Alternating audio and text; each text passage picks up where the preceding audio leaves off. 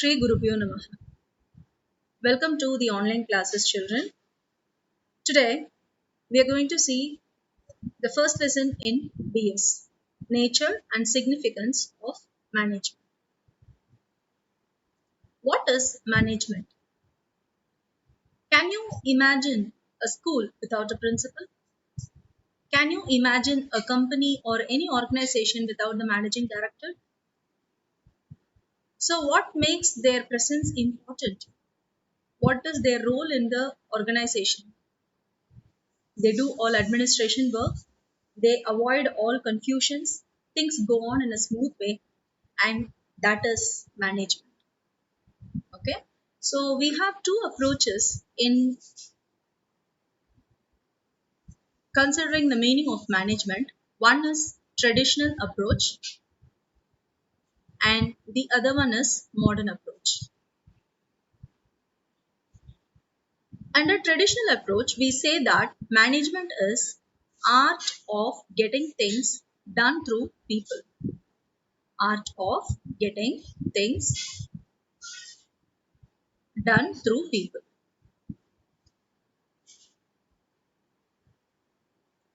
So, what is that work to be done? Each and every organization will have their own objectives or goals to achieve, and every worker or employee of the organization should strive to achieve the goal. And who will be behind them to make them achieve the goal? It is the managers. And all managers of the organization, the process what they do is called as management. Now, coming to the modern approach says that management is the art of extracting maximum output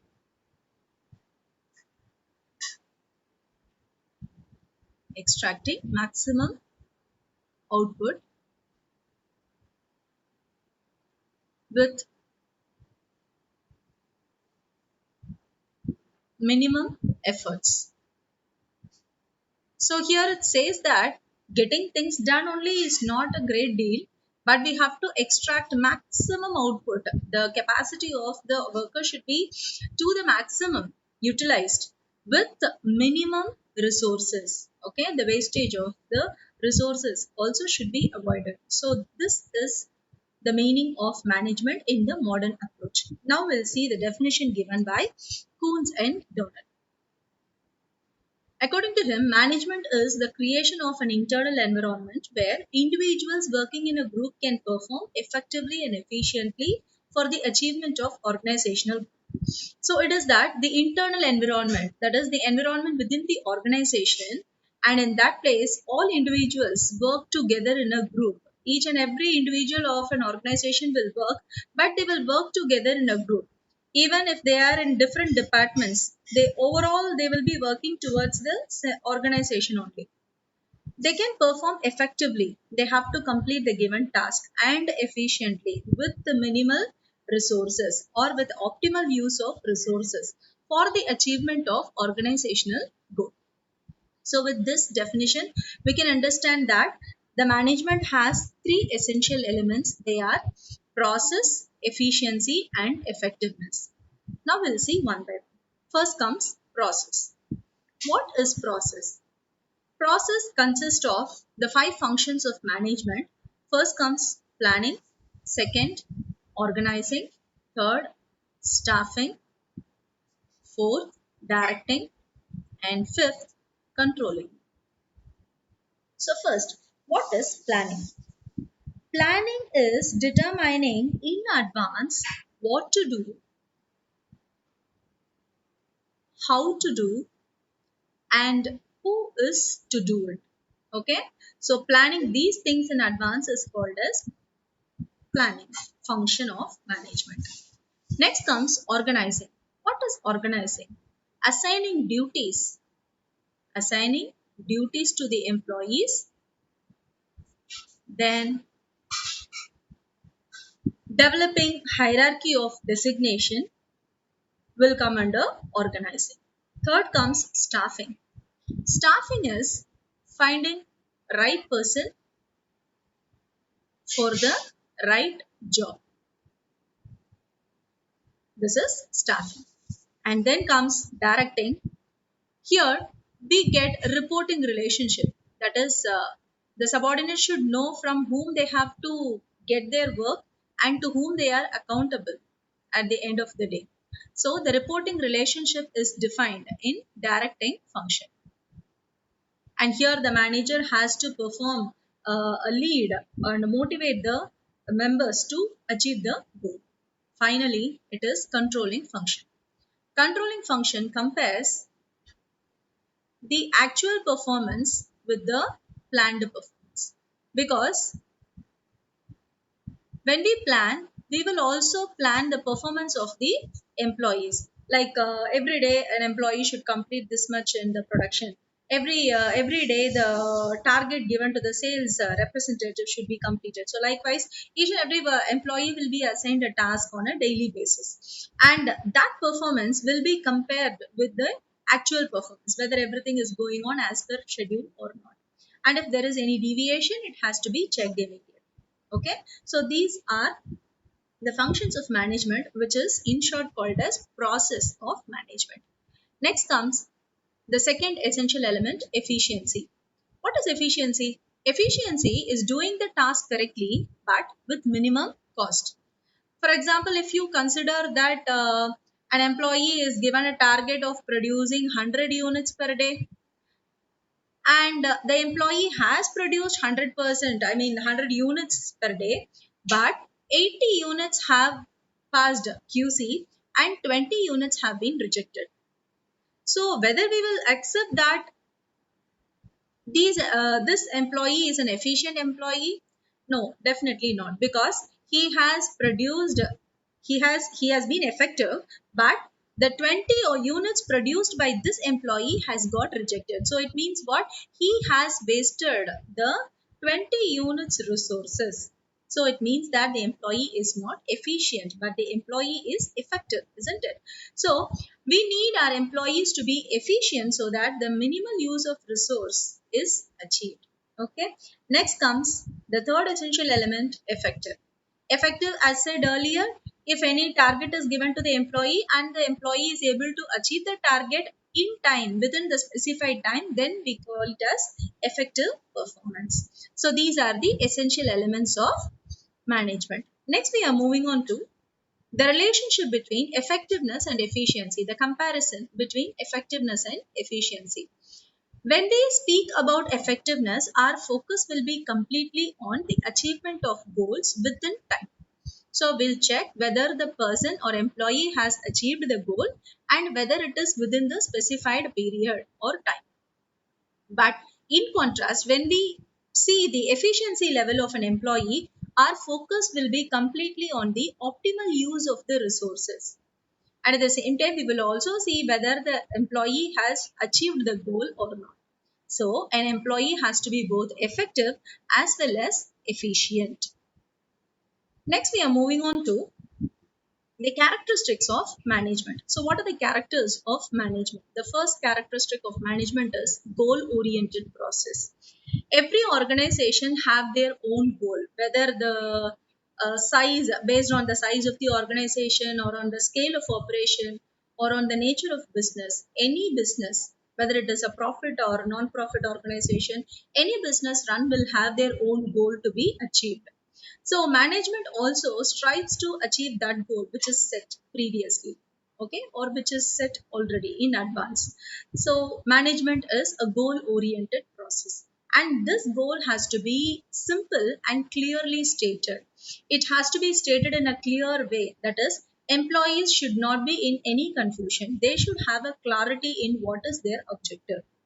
Okay, so based on the nature of the business, the organization's goal also can vary, but every management is a goal oriented process. The second characteristic is it is all pervasive. It is a universal concept which is essential for any organization, whether the organization is an economical organization or social or political, any type of organization, but they need management, because without management, nothing can be done in an organization. Okay, so we say management is all pervasive. Next is management is multidimensional.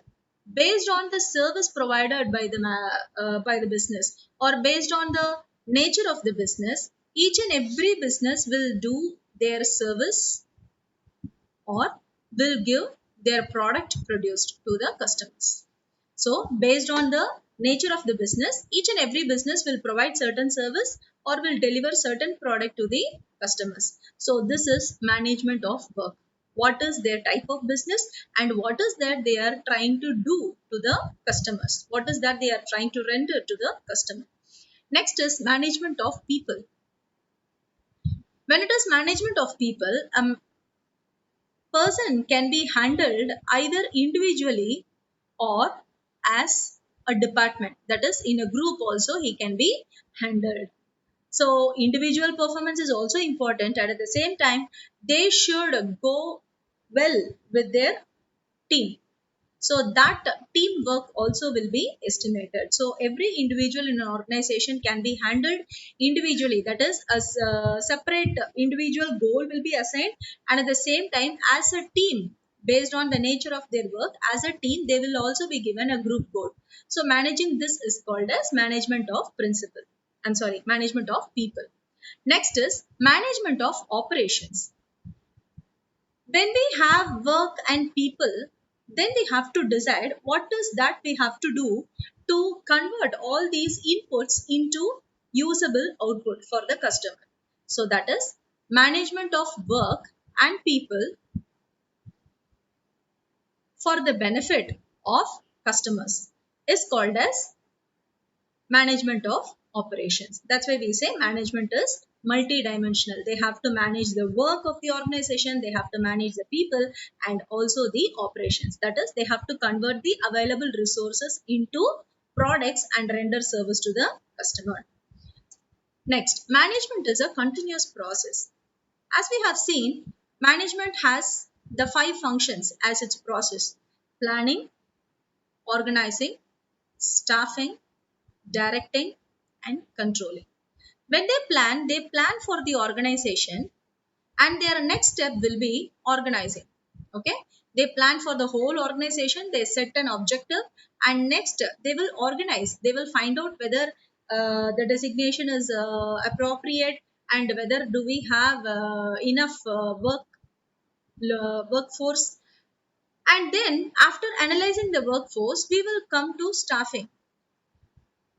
Whether if it is an existing organization, they can consider whether promotion can be given or internal recruitment is possible, or if it is a new organization, they will go for external source of recruitment. Okay, so finding right person for the right job.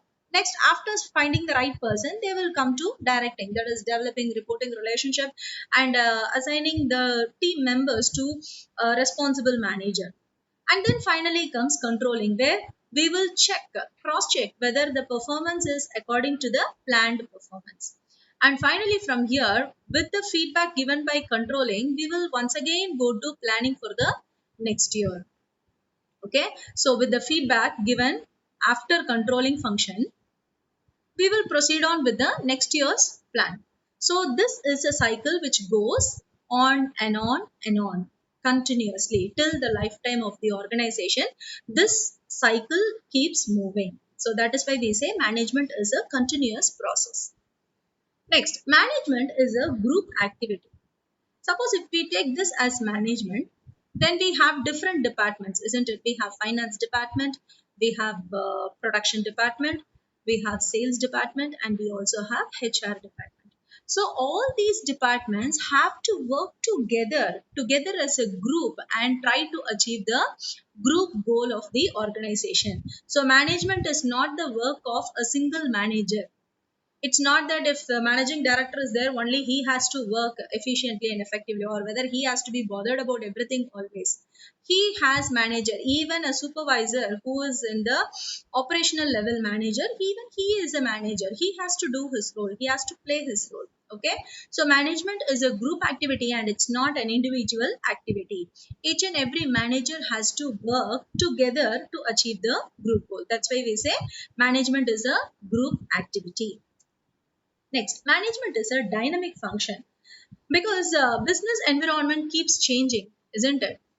business environment keeps changing because it depends on five important dimensions. That is, it depends on the society, that is social, it depends on the technology, that is the technological environment.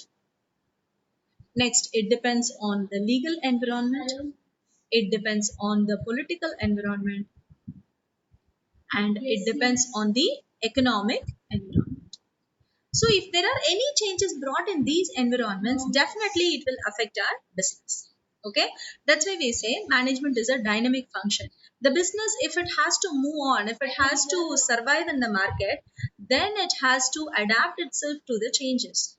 How the business can adapt by itself? No, it is possible only with management. So management only will make the business to adapt to the changes in the business environment. That's why we say management is a dynamic function, because we deal with human resources, and that is why we have to be dynamic. Not all the situations are same, and not all people are same. So we have to change according to the situation. That's why we say management is a dynamic function. Finally, the last characteristic, management is an intangible function. When you just go to any organization, if you just stand and observe, you can see how things moving on. If there are no confusion, if everything is going on in a smooth way, if there is no noise in the particular place, you can understand that there is an efficient management. So management can be felt and cannot be seen. It is intangible. Like how you have your Bluetooth connection, like how you have your infrared connection in your remote, you can just feel that it is doing something, the reaction, but you cannot see the rays, isn't it? So the same is management also. Or even the Wi-Fi you can take, or the mobile hotspot you get connected with your laptops or your computers. So we are able to observe, or we are able to experience the Wi-Fi connection, but we are not able to actually see the rays with our eyes, isn't it? The way how it is getting connected, we don't know.